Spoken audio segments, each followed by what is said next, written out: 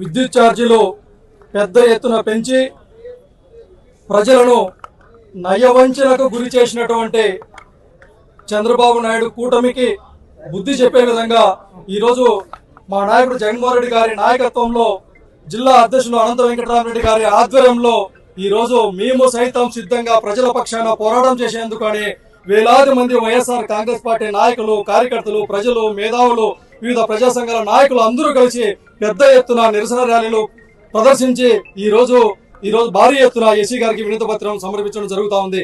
మనకందరికీ తెలిసినటువంటి విషయమే. చంద్రబాబు నాయుడు గారి యొక్క నైజం ఎప్పుడూ ఎన్నికలకు ముందు ఏదో ఒక హామీలు ఇవ్వటం, అధికారంలోకి వచ్చిన తర్వాత ఆ హామీలన్నింటినీ మర్చిపోయి ప్రజలను ఇబ్బందులు పెట్టేటటువంటి పరిస్థితులు మనం గతం నుంచి కూడా చూసాం.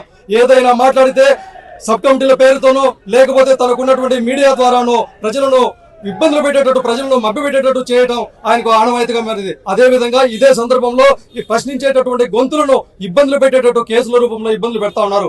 దీనికి నిదర్శనమే దాదాపు 24 సంవత్సరాల క్రితం ఇదే విద్యుత్ బిల్లులు పెంచుతున్నారనే ఉద్దేశంతో దాన్ని నిరసన ర్యాలీలు చేసినటువంటి ప్రతిపక్ష పార్టీలు, వామపక్షాలు కావచ్చు, లేదంటే ప్రజల పైన కూడా గుర్రాలతో తొక్కించి ఆ రోజు కాల్పులు జరిపించి ముగ్గురుని మరణించినటువంటి ఘనతకి ఈరోజు చంద్రబాబు నాయుడు గారు కారణమైనారు.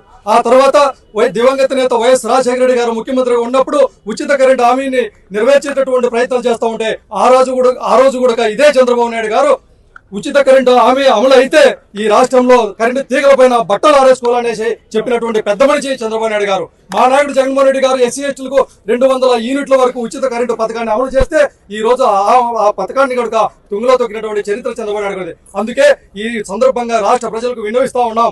అన్ని విధాలుగా కష్టపడి ఈ రోజు జగన్మోహన్ రెడ్డి గారు ఇచ్చినటువంటి హామీల పట్ల నిబద్ధతతో, నిజాయితీతో నెరవేర్చినటువంటి జగన్మోహన్ రెడ్డి గారు ఎక్కడ, లేదంటే ఏదో హామీలు ఇచ్చేసి హామీలను తప్పించుకునేటటువంటి ప్రయత్నం చేసినటువంటి చంద్రబాబు నాయుడు ఎక్కడ అనేసి ఈ సందర్భంగా రాష్ట్ర ప్రజలకందరికీ ఒకసారి ఆలోచించమని విజ్ఞప్తి చేస్తూ, ఎలక్షన్స్ లేవు, ఏమి లేవు, ఈ రోజు ప్రజల పక్షాన ప్రజల గొంతుగా పోరాడేటువంటి ఏకైక పార్టీ వైఎస్ఆర్ కాంగ్రెస్ పార్టీ. కాబట్టి ఈ రోజు ఏ కార్యక్రమం చేసినా కూడా ప్రజలు అందరూ కూడా పెద్ద ఎత్తున బ్రహ్మరథం పడతా ఉన్నారు వైఎస్ఆర్ కాంగ్రెస్ పార్టీ చేసేటువంటి కార్యక్రమాలకి. అందుకే ఈ రోజు అనంతపురం జిల్లా అధ్యక్షులు అనంత వెంకటరామరెడ్డి గారి ఆధ్వర్యంలో ఈ నియోజకవర్గంలో ఇంత భారీ ఎత్తున ప్రజా సంఘాలందరూ ప్రతి ఒక్కరు వైఎస్ఆర్ కాంగ్రెస్ నాయకులు అందరూ కలిసి కూటమి ప్రభుత్వానికి బుద్ధి తెచ్చే విధంగా హెచ్చరిస్తా ఉన్నారు. ఈ సందర్భంగా కూటమి ప్రభుత్వానికి హెచ్చరిస్తా ఉన్నాం. పెంచిన విద్యుత్ ఛార్జీలు వెంటనే తగ్గించాలి.